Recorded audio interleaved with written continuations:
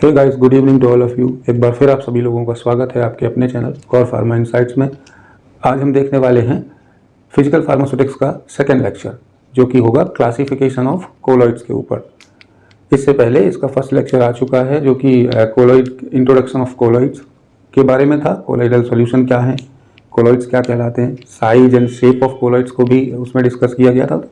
आप सब लोगों में से जिसने भी अभी तक उसको नहीं देखा है, तो इससे देखने से पहले मैं सजेस्ट करूंगा कि आप उसको प्रेफर करें, उसको देख लें, देन उसके बाद इसको प्रेफर करें।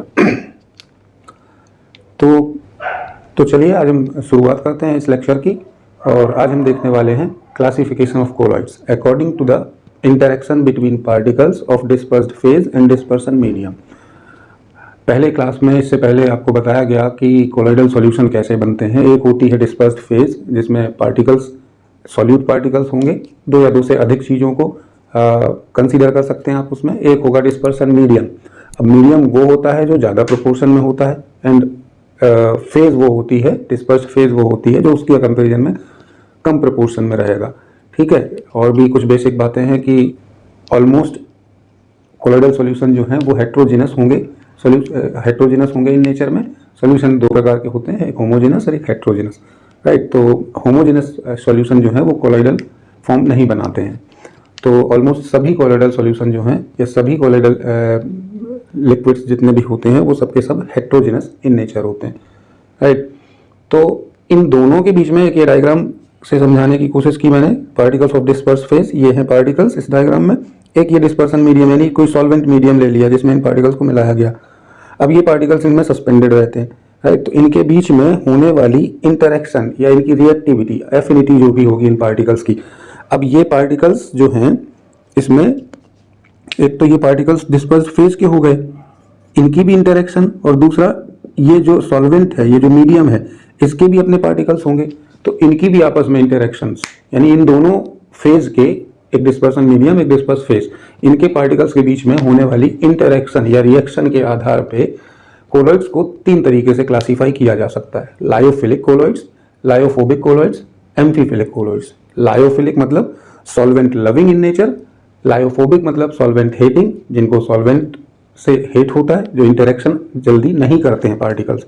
लायोफिलिक सॉल्वेंट लविंग मतलब जिनके पार्टिकल्स के बीच में अट्रैक्शन होता है, इंटरेक्शन अच्छे से होती है, उनकी अफिनिटी अच्छे से होती है। एम्फीफिलिक कोलॉइड्स जिनके ऐसे होते हैं, इस कैटेगरी में मेनली जो है वो सर्फेक्टेंट्स को रखा गया। सर्फेक्टेंट्स, एम्फीफिलिक कोलॉइड्स जो होते हैं वो सर्फेक्टेंट या सरफेस एक्टिव एजेंट कहलाते हैं। इनमें ये दोनों नेचर के होते हैं, सॉल्वेंट लविंग भी हो सकते हैं, सॉल्वेंट हेटिंग भी हो सकते हैं। इनमें दोनों प्रकार की प्रॉपर्टीज हो सकती हैं, just because of this structure आप समझ सकते हैं। इसका हेड एरिया जो है वो हाइड्रोफिलिक एंड टेल एंड जो है उसका वो हाइड्रोफोबिक इन नेचर होता है। तो जल्दी से देखते हैं लायोफिलिक कोलॉइड्स को किस तरीके से अपन डिफाइन कर सकते हैं। Also known as solvent loving और सॉल्वेंट सॉल्यूबल कोलॉइड्स, इनको इस नाम से भी जाना जा सकता है। Interaction between particle is very strong, दोनों के बीच की, पार्टिकल्स के बीच की इंटरेक्शंस जो हैं बहुत स्ट्रॉन्ग होती है। एग्जांपल्स में आप कंसीडर कर सकते हैं प्रोटीन, सेलुलोज एंड जिलेटिन। ये जितने भी एग्जांपल हैं ये सब के सब लायोफिलिक कोलॉइड के थ्रू बनाए गए हैं। ठीक है, जिलेटिन की प्रिपरेशन जब आप होती फार्मास्यूटिकली, जिलेटिन की प्रिपरेशन किस तरीके से होती है, उनके कोलॉइडल सॉल्यूशन बनाया जाता है पहले, राइट। तो उस तरीके से जिलेटिन प्रिपेयर किया जाए। जितने भी प्रोटीन हैं वो सबके सब कोलॉइडल सॉल्यूशन या लायोफिलिक कोलॉइड्स के एग्जांपल हैं। ओके, तो second one is lyophobic colloids. Lyophobic colloids क्या होते हैं, जैसा मैंने पहले बताया, सॉल्वेंट हेटिंग इन नेचर। इनको सॉल्वेंट हेटिंग कोलॉइड या सॉल्वेंट इनसॉल्युबल कोलॉइड्स के नाम से भी जाना जाता है। मेटल ऑक्साइड्स, जितने भी सल्फाइड्स हैं, जितनी भी मेटल्स हैं, उनके ऑक्साइड्स और उनके सल्फाइड्स जो हैं, जो सिंथेटिकली प्रिपेयर किए जाते हैं, वो सब के सब क्या होते हैं, लायोफोबिक कोलॉइड के एग्जाम्पल होते हैं। ठीक है, इनके डायग्राम में देख सकते हैं आप, इनके इंटरेक्शंस जो है पार्टिकल्स के बीच में, ये इनसॉल्युबल पार्टिकल है, नॉर्मली साइमल्टेनियसली ये अपने आप सॉल्युबलाइज नहीं होते जब तक कि हम कोई इसमें एक्सटर्नल फोर्सेस या कोई एक्सटर्नल रिएक्शंस ना करवाएं हम इनकी, जब तक इनके पार्टिकल्स के ऊपर कोई हम एक्सटर्नल फोर्स अप्लाई ना करें, इनको इंटरेक्ट करने के लिए मजबूर ना करें, राइट। साइमल्टेनियसली तो ये नॉट इंटरेक्ट इजिली, आपस में इंटरेक्शन नहीं होती। अब ये पार्टिकल्स क्या हैं, एक हो गया डिस्पर्स फेज जो सॉल्यूट होगा, और एक हो गया dispersion medium.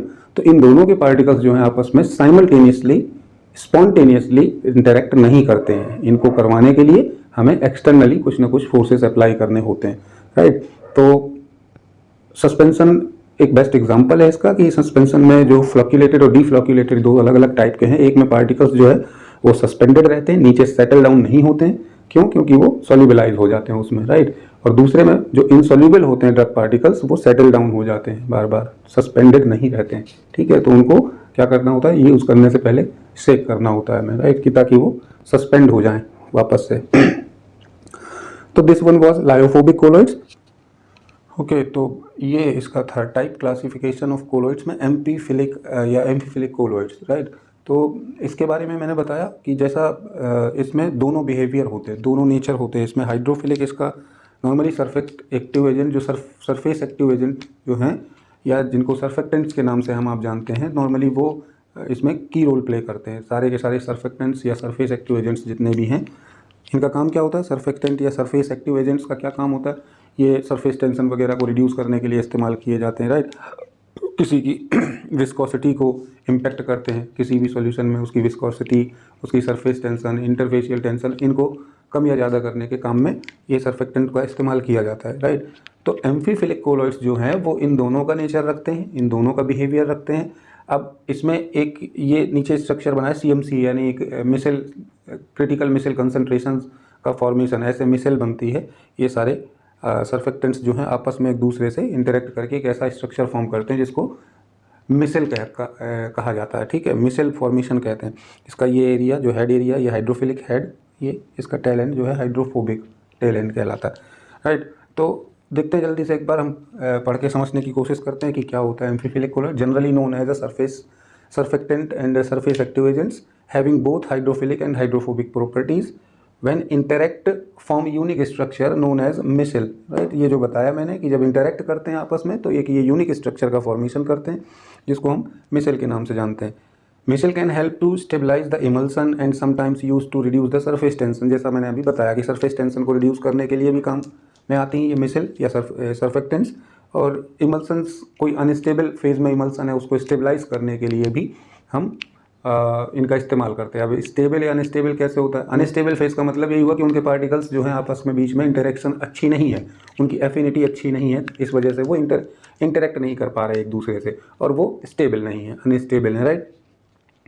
Widely used in detergent, emulsifier and foaming agent preparations. इन सभी को बनाने में इनका वाइडली यानी वेरियस फील्ड में इनका यूज़ भी होता है। डिटर्जेंट, सोप्स वगैरह, इमल्सीफायर्स वही कहलाते हैं जो उनको स्टेबलाइज करने का काम करते हैं। और इमल्सीफायर्स को बनाने के लिए मिसेल कंसंट्रेशन का इस्तेमाल किया जाता है, या सीधी बात अपन कहें कि सरफेस एक्टिव एजेंट या सर्फेक्टेंट्स का इस्तेमाल किया जाता है, और फोमिंग एजेंट वगैरह ये सब।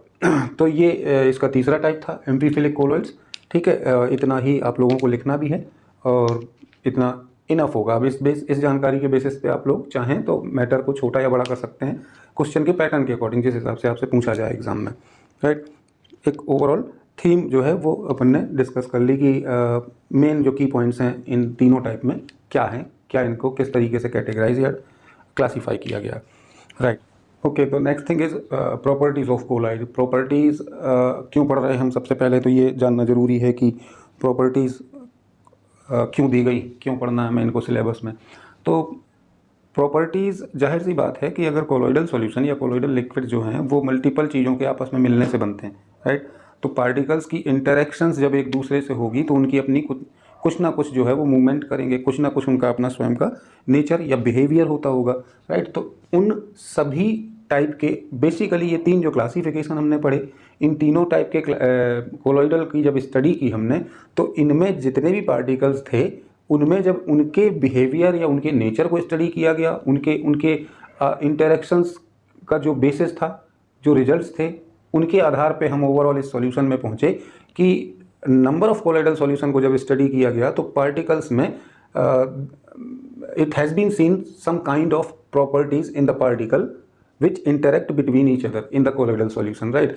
अब वो जो बिहेवियर था, वो जो प्रॉपर्टीज़ थी, वो इतने टाइप से निकल के आपके सामने आई कि जो पार्टिकल्स थे उनमें ऑप्टिकल प्रॉपर्टीज़ देखी गई, काइनेटिक प्रॉपर्टीज़ देखी गई और इलेक्ट्रिकल प्रॉपर्टीज़ देखी गई। यानी उनमें कुछ ना कुछ इलेक्ट्रिकल फोर्सेस भी अप्लाइड हो रहे थे, कुछ इलेक्ट्रिकली वो रिएक्शन भी हो रही थी, कुछ ना कुछ ऑप्टिकल प्रॉपर्टीज़ भी शो कर रहे थे। ऑप्टिकल मतलब उनकी साइज एंड शेप में भी वेरिएशन हो रहा था, उनके रिफ्रैक्टिव इंडेक्स वगैरह, उनकी सारी चीज़ें जो हैं वो जैसे ये लिखा हुआ optical properties of colloid depends upon the size and shape and refractive index of particle that make up the colloids. जो पार्टिकल्स कोलॉइड को बना रहे थे उनके साइज शेप में, उनके रिफ्रैक्टिव इंडेक्स में, उनकी मॉर्फोलॉजिकल स्ट्रक्चर में कुछ ना कुछ चेंजेस आ रहे थे due to the interaction between each other, right. तो ऐसी ऑप्टिकल प्रॉपर्टीज देखी गई। और काइनेटिक का मतलब क्या होता है, एक तरीके से आप कह लें डायनामिक मूवमेंट, उनमें मूवमेंट, राइट। उनका आपस में कुछ ना कुछ रिएक्शन करने के साथ जब पार्टिकल इंटरेक्शन होते थे तो उसमें अननोविंगली कुछ ना कुछ मूवमेंट होता था। तो वो ऐसी स्टडीज़ भी की गई और वो नंबर ऑफ स्टडीज़ जो हैं वो उसके बारे में अपन जब इसमें डिटेल में चलेंगे कि कितने प्रकार से कौन कौन से मूवमेंट देखे गए, काइनेटिक में कितने मूवमेंट देखे गए, इलेक्ट्रिकल में क्या क्या देखा गया, या ऑप्टिकल में अगर बात कर लें तो ये प्रॉपर्टीज़ जिन जिन पार्टिकल्स की थी उनको हम कवर किन किन बेसिस पे कर पाए, कौन कौन सी चीज़ों से हम उनके ऑप्टिकल बिहेवियर को मेजर कर पाए। सो ऑप्टिकल प्रॉपर्टीज़ में 4 प्रकार से हम इनको स्टडी जो है, और भी मल्टीपल टाइप है पर बेसिकली जो सिलेबस ओरिएंटेड है वो कोलॉइडल सॉल्यूशन के लिए ये 4 प्रकार से आप इनफ है इनको पढ़ना, और इनमें से हम कवर अप कर सकते हैं जो भी इनकी ऑप्टिकल बिहेवियर रहा। यानी इनमें पार्टिकल्स में हमने टिंडल इफेक्ट को भी देखा है ना। ये 19वीं सेंचुरी में एक साइंटिस्ट हुए जॉन टिंडल, जिन्होंने ये पार्टिकल्स के बीच में इंटरेक्शन या के आधार पे उनकी जो प्रॉपर्टीज़ थी उनमें ये एक इफेक्ट देखा। टिंडल इफेक्ट में क्या होता है, स्कैटर्ड होती है, लाइट सोर्स पास किया जाता है किसी भी ट्रांसपेरेंट मीडियम से, तो जब वो लाइट उसमें एंटर हो गए और ट्रैवल करके निकलती है जब लाइट, तो वो एक टर्बुलेंस पाथ बनाती है और वो एक क्या कहते हैं ओपेक टाइप का स्ट्रक्चर फॉर्म करते हुए लाइट पास होती है, स्कैटर्ड हो जाती है, राइट।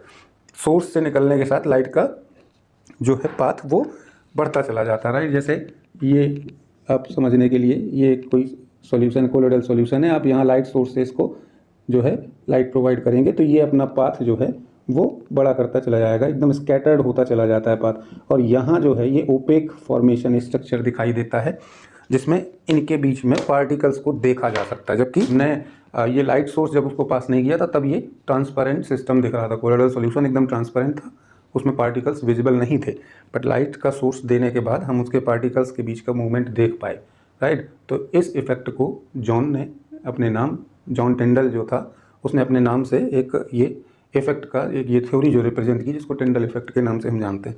अल्ट्रा माइक्रोस्कोपी बिहेवियर भी देखा गया, यानी इनकी शेप, साइज वगैरह, इनके रिफ्रैक्टिव इंडेक्स की बात करें तो वो इससे देखा गया, अल्ट्रा माइक्रोस्कोपी से भी देखा गया।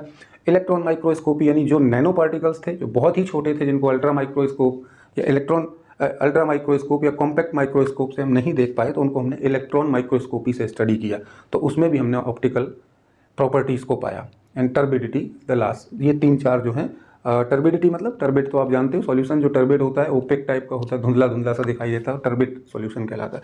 तो इसमें भी हम मटेरियल्स या पार्टिकल्स के शेप एंड साइज की स्टडी कर पाए, राइट। तो ये ऑप्टिकल प्रॉपर्टीज़ हैं। नोट्स तो वैसे आपको मिल ही जाएंगे वीडियो में, है ना, और इन्फॉर्मेशन मिल जाएगी आपको, टेलीग्राम ग्रुप की जो है लिंक प्रोवाइड कर दी जाएगी डिस्क्रिप्शन में, तो उससे आप जाके इसके डिटेल नोट्स जो है पूरी यूनिट के डाउनलोड कर सकते हो, उसमें इसकी डिटेलिंग पूरी की पूरी डिस्कस की गई है, राइट। तो ये 4 जो प्रॉपर्टीज़ देखी गई ऑप्टिकल प्रॉपर्टीज़, इन 4 से ओवरऑल हम इनके ऑप्टिकल बिहेवियर को, पार्टिकल्स के बिहेवियर को मेज़र कर पाए, राइट। ओके।